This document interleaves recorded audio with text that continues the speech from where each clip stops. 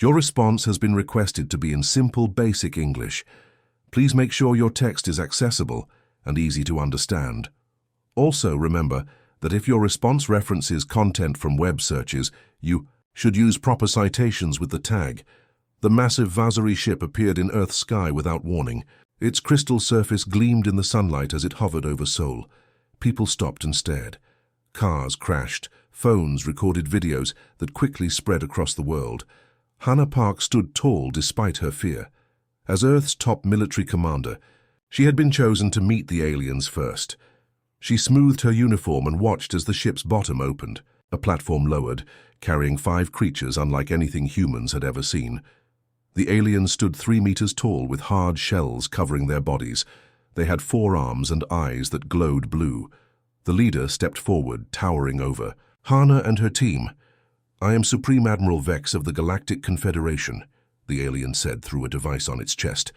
"We have watched your planet for some time." Hannah bowed slightly. "I am Commander Hannah Park. Welcome to Earth." Vex's eyes blinked sideways. Such small, soft creatures. "How have you survived this long?" The meeting lasted 3 hours. Vex explained that the Confederation included over 200 alien species from thousands of planets. They had rules, technology, and power beyond human understanding. When Hannah asked if Earth could join this group, Vex made a clicking sound that his translator didn't convert. "Perhaps in 1,000 years," he said. "For now, we offer protectorate status. We will protect you and share basic technology. You will not have voting rights." The world's leaders met for days to discuss the offer. President Kim argued they had no choice. "We cannot fight them. Their ships could destroy our cities in minutes." "We should be careful," Hannah warned. "They look down on us. I could see it in how they watched us." 1 week later, the agreement was signed. Earth became a protectorate of the Galactic Confederation. Alien ships arrived, setting up a base on the moon. Alien visitors began to appear in major cities. The problems started soon after. Hannah first saw it when visiting the Confederation's main ship. On large screens, aliens watched videos of humans. They laughed as people ate, worked, and played sports. "Look at the Hairless Apes," one alien shouted, pointing at a video of Olympic athletes. "They think they're strong." Hannah felt her face grow hot with anger, but she stayed quiet. The aliens didn't know she could understand their language. She had been studying it secretly for weeks. 3 months later, Hannah attended a Confederation meeting as Earth's representative. She sat at the back of the room, much smaller than the alien seats. On the main screen, a Vasari scientist showed pictures of humans. "The species calls itself Homo sapiens, wise man," the scientist said. "A poor name for creatures with such limited abilities, no natural weapons, no protective shells, weak muscles, poor senses. Their only notable feature is their brain size, but they use it poorly." The room filled with alien laughter. Hannah gripped her tablet so hard her knuckles turned white. "They have only had electricity for 200 years, the scientist continued. "They still fight wars among themselves. They damage their own planet. The Council made the right choice offering only protectorate status. They are not ready for membership." After the meeting, Hannah walked back to her quarters. An alien from a species she didn't recognize stepped in front of her. "You are the Earth representative?" it asked, its voice soft and bubbling. "Yes." "Commander Hannah Park, I am Diplomat Toll of the Merin. Not all of us agree with how the Vasari treat your people." Toll looked around to make sure they were alone. "The Confederation has existed for 50,000 years. The Vasari have led it for the last 10,000. They believe physical strength and natural weapons are the signs of advanced evolution." Hannah nodded. "On Earth, we learned that big creatures often die out. Small, adaptable ones survive." Toll's skin changed color slightly. "The Vasari do not understand this. But there is something else you should know. The Confederation is not as peaceful as they claim. There is an enemy called the Corvan Empire. They grow stronger each year, and the Vasari refuse to change their fighting methods." That night, Hannah couldn't sleep. She sent a secure message to President Kim. "The aliens think we are weak and stupid. They call us Hairless Apes and laugh at us. But this is our advantage. They do not see our true strength." The next day, Hannah met with Dr. June Lee, Earth's top scientist. How quickly can we learn their technology, she asked. June smiled. Faster than they think. Their machines are advanced, but their thinking is fixed. They have used the same computer systems for 1,000 years. We change ours every decade. Over the next 6 months, aliens continued to mock humans openly. Videos of funny hairless apes became popular entertainment across the galaxy. But while they laughed, humans worked. They learned. They prepared. In her private office, Hannah placed a small figurine of a monkey on her desk. When Vex visited and asked about it, she smiled.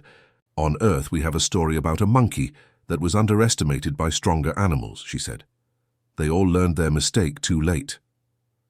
Vex didn't understand the warning. As he left, Hannah heard him talking to his guards. Imagine thinking a weak species could ever be a threat, he said. These hairless apes should be grateful for our protection. Hannah watched them go. You'll see, she whispered to herself. You'll all see. 5 years passed since Earth joined the Galactic Confederation as a protectorate. In that time, humans had changed their world in ways the aliens never expected.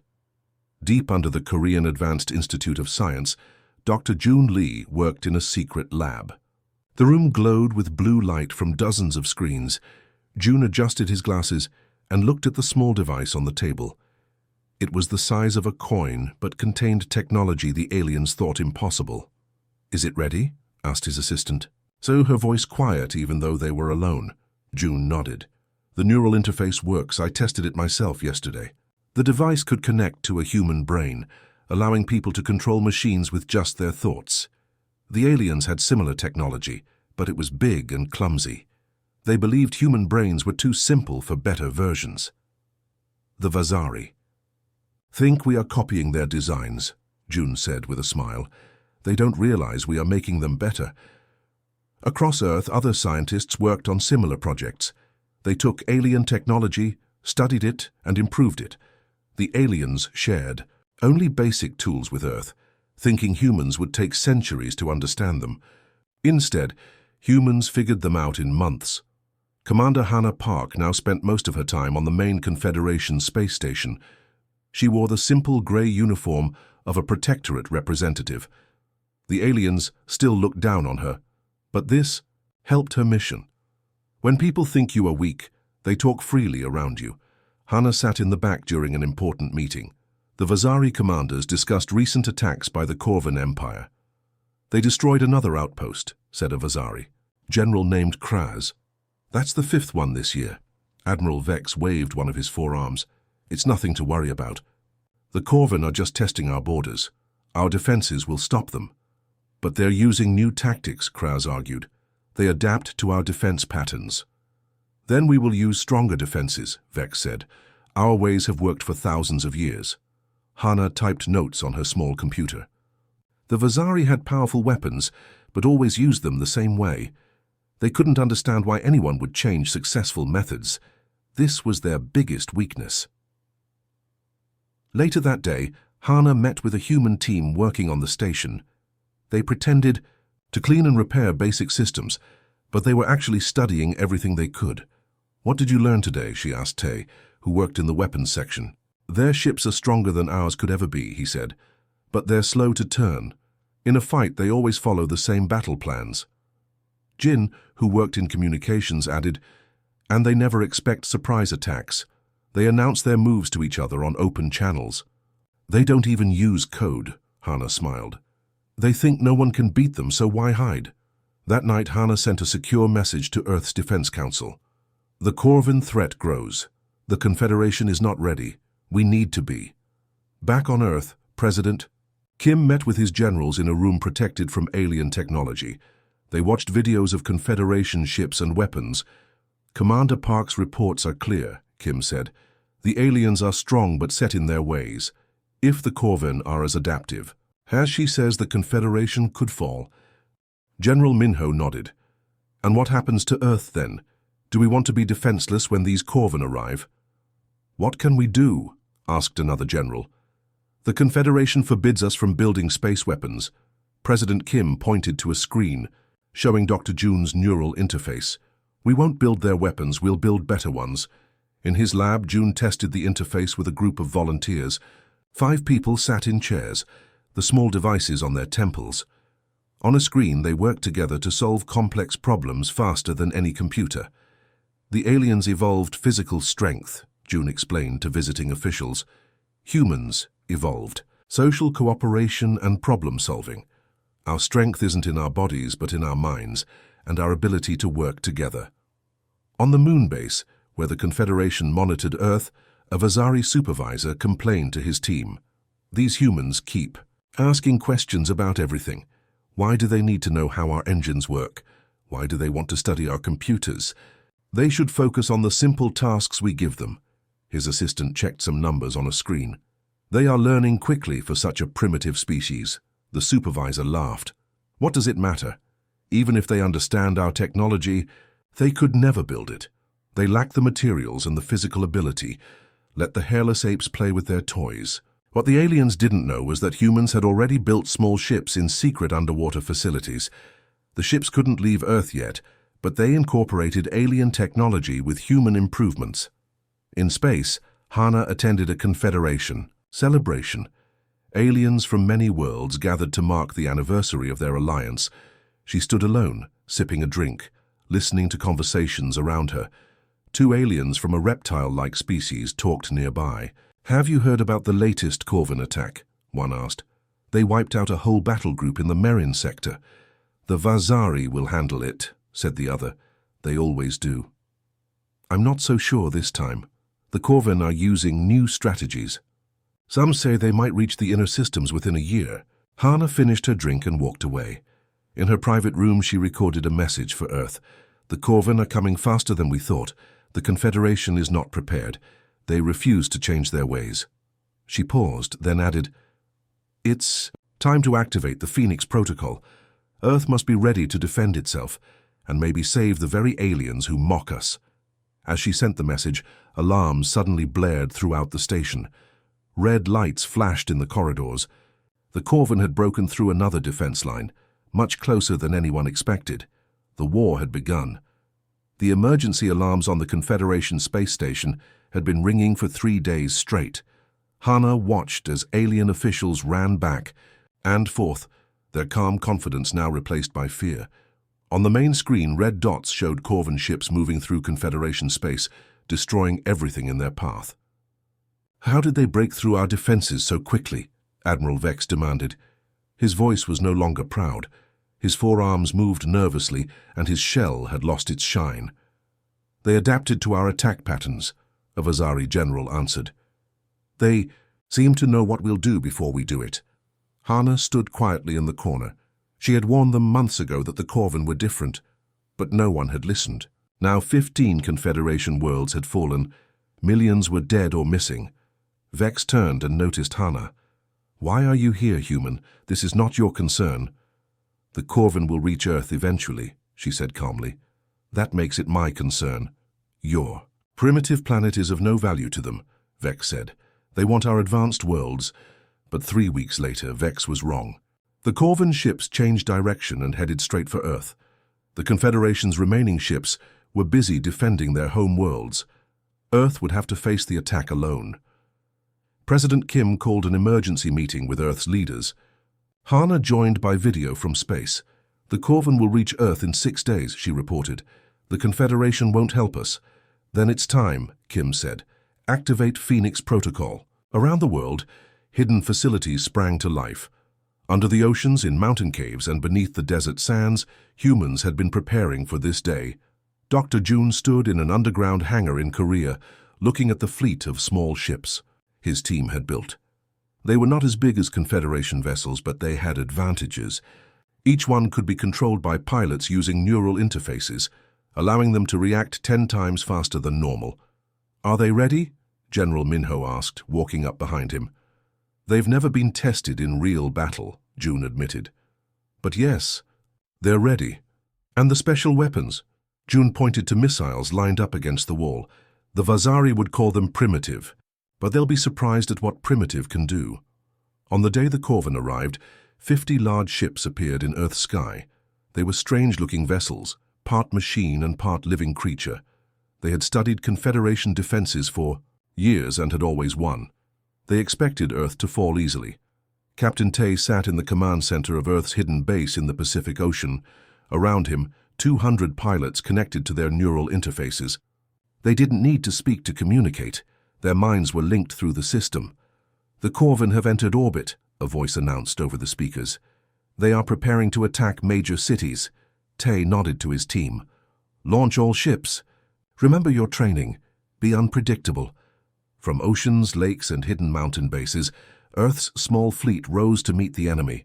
The Corvin, expecting no resistance, were surprised by the attack. In space, Tay led his squadron against a Corvin destroyer. The alien ship was huge, but moved in straight patterns. Tay's pilots thought as one mind but acted as individuals, each ship taking a different approach. "They expect us to attack in formation," Tay told his team through the neural link. "So we won't." Earth's ships darted around the Corvin vessel, attacking from all directions. The Corvin tried to adapt, but by the time they figured out one attack pattern, the humans had already changed to a new one. On the Confederation station, Hana convinced an alien friend to show her the battle on a monitor. Alien officials gathered around, expecting to see Earth fall quickly. Instead, they watched in shock as the small human ships destroyed one Corvin vessel after another. "Impossible," Vex whispered. "How are these primitives fighting so effectively?" Earth, the battle raged for 3 days. The Corvin tried everything they knew, but human tactics kept changing. Just when the aliens thought they understood the pattern, humans did something new. Dr. June's special missiles proved deadly against the Corvin ships. They contained computer viruses that infected the biological parts of the alien vessels, causing them to attack each other. By the 4th day, the remaining Corvin ships retreated. Earth had lost many brave pilots, but they had won. For the first time ever, the Corvin had been defeated. News spread quickly across the galaxy. The Hairless Apes, the primitives that everyone laughed at, had done what the mighty Confederation could not. Hana was called to an emergency council meeting. The room was packed with representatives from all Confederation species. Vex stood at the center, his pride now gone. "How did you defeat them?" he asked Hana. There was no mockery in his voice, now only desperate need. Hana looked around at the aliens who had laughed at humans for years.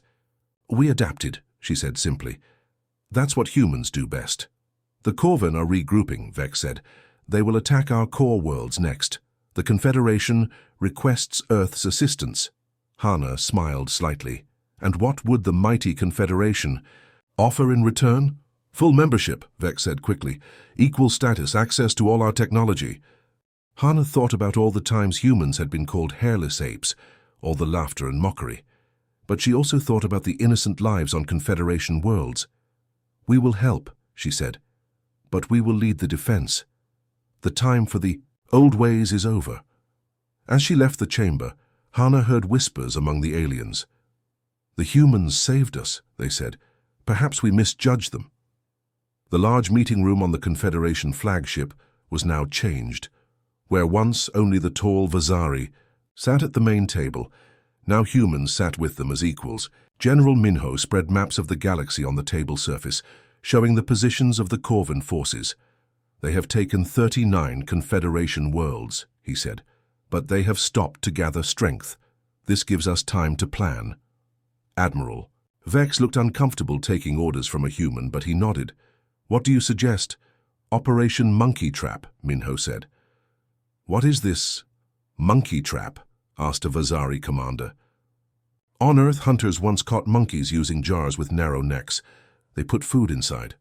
The monkey would reach in and grab the food, but then couldn't pull its hand out because it wouldn't let go. It was trapped by its own unwillingness to adapt. Minho pointed to key spots on the map. "The Corvin adapt to patterns, so we'll give them patterns to follow, then change when they commit." Over the next few days, ships from Earth arrived at the Confederation fleet. They were smaller than the alien vessels but carried new weapons and technology. Most important were the neural interface systems that allowed human crews to work together as one mind. Captain Tai led the training of mixed crews, humans working with aliens from different worlds. It wasn't easy. The Vazari thought human methods were strange and risky. Other species had never worked closely with different kinds of aliens before. You want us to retreat if the enemy does what we expect? A Vazari captain asked during training. This goes against all our battle traditions. Traditions won't beat the Corvin, Tay replied. They study your patterns and use them against you. We need to be unpredictable. Slowly, the alien crews began to understand. They saw how humans constantly changed their approach, never doing the same thing twice. It went against everything they had learned, but they couldn't argue with success. The first test came at the Praxis system, where a large Corvin fleet had taken over 3 planets. The Confederation had tried twice to take it back, and failed both times. Tay led the attack with a mix of human and alien ships. They started with traditional Confederation tactics, direct and predictable. The Corvin responded just as expected, moving their ships to block the attack. They've committed to their defense, Tay said over the comm. Now Operation Monkey Trap. The fleet suddenly split into 6 smaller groups, each attacking from a different direction. The Corvin tried to adapt, but by the time they adjusted to one attack, another had already broken through their lines. In the command center, Hana and Vex watched the battle unfold. Your ships are so small, Vex said, yet they move with such coordination. The neural interfaces let our pilots think as one, Hana explained, but each ship still acts independently. The Corvin can't predict what they'll do next. After 16 hours of fighting, the Praxis system was free. The Confederation had never won back a system so quickly. News of the victory spread fast. More aliens volunteered to train with humans. The term Hairless Apes was no longer heard in the halls of the fleet. Over the next 3 months, the combined forces took back 23 more systems. The Corvin retreated again and again, unable to counter the new tactics. But the war was far from over. After each defeat, the Corvin studied and adapted. Their ships began to change, evolving new defenses. Battles became harder to win. During a particularly tough fight in the Orion sector, a human ship was surrounded by Corvin vessels. The captain, a woman named Yuri, saw no way out. But instead of retreating, she flew straight at the largest enemy. Ship, what is she doing? Vex asked as they watched from the command center. Something the Corvin won't expect, Hana said. Yuri's ship fired all weapons at one spot on the Corvin vessel, then released a cloud of tiny robots that ate through the ship's hull. As the enemy ship broke apart, Yuri's damaged vessel escaped. Through the gap, after the battle, a Vazari commander approached Tai in the mess hall. Your species has no natural armor, he said. Your bodies break easily. You have no claws or extra limbs. Yet you fight better than any species I've seen. How is this possible? Tai smiled. On Earth, humans were never the strongest animals. We couldn't run the fastest or see the farthest. We had no sharp teeth or claws, but we had these. He tapped his head. And we had each other. We learned to work together and solve problems. That's how we survived. The Vazari thought about this. Perhaps there is more than one kind of strength. Later that night, Hana met with Dr. June, who had joined the fleet to manage the neural interface systems. The Corvin are learning, June warned. Each battle gets harder. Then we need to learn faster, Hana said. What's the status of Project Endgame? June pulled out a small device.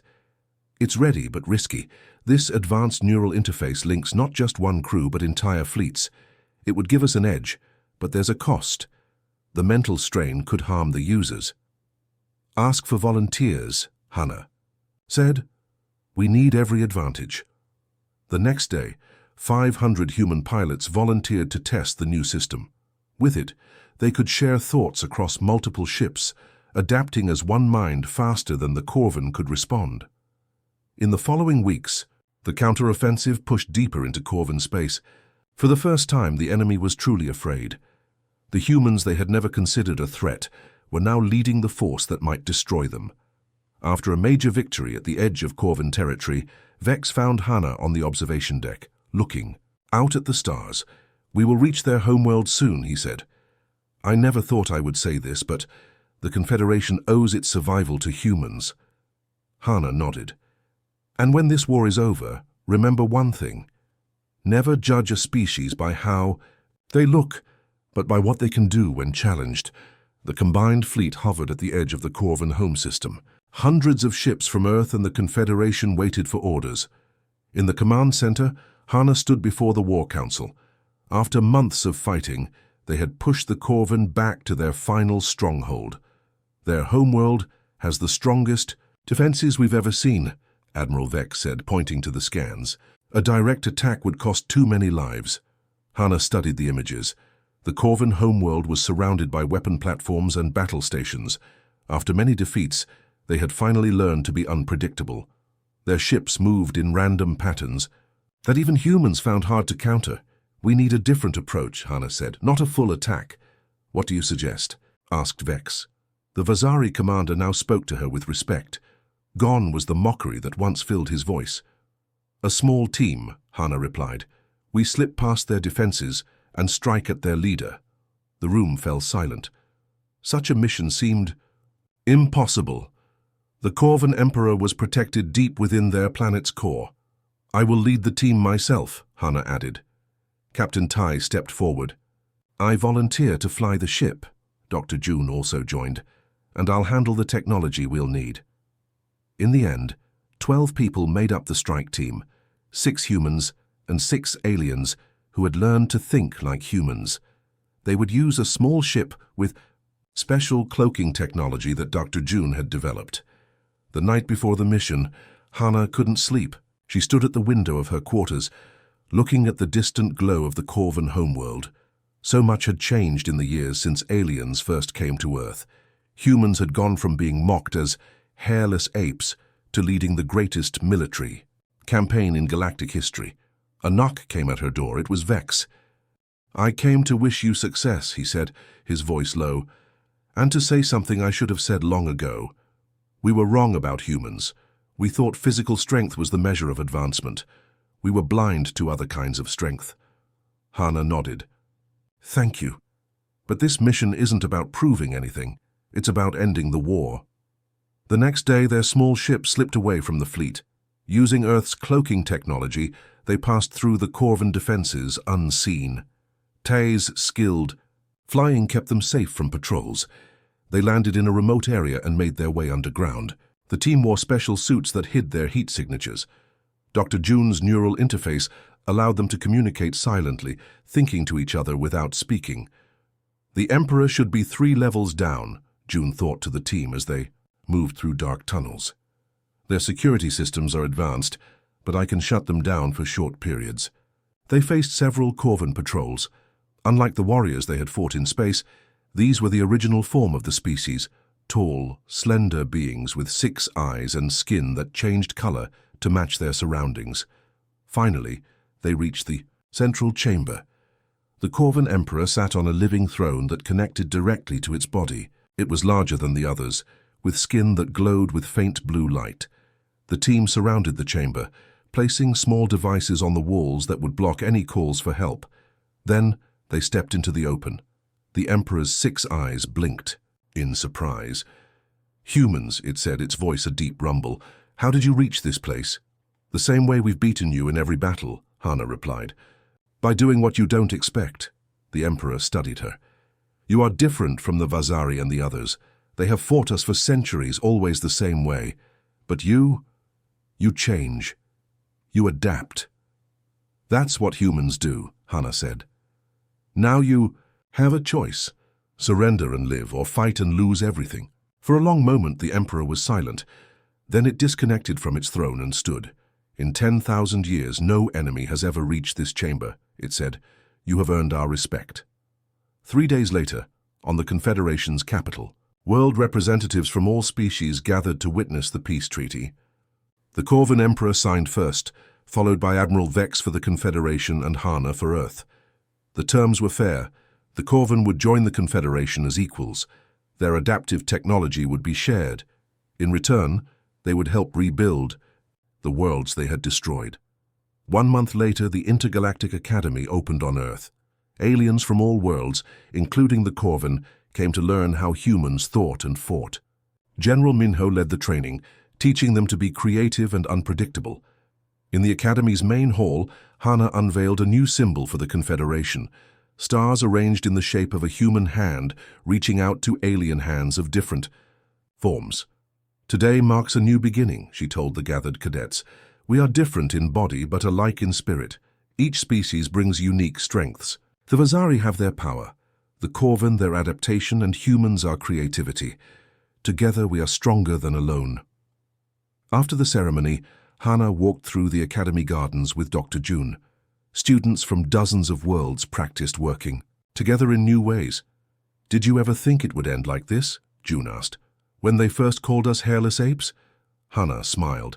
I knew we would surprise them. Humans always do.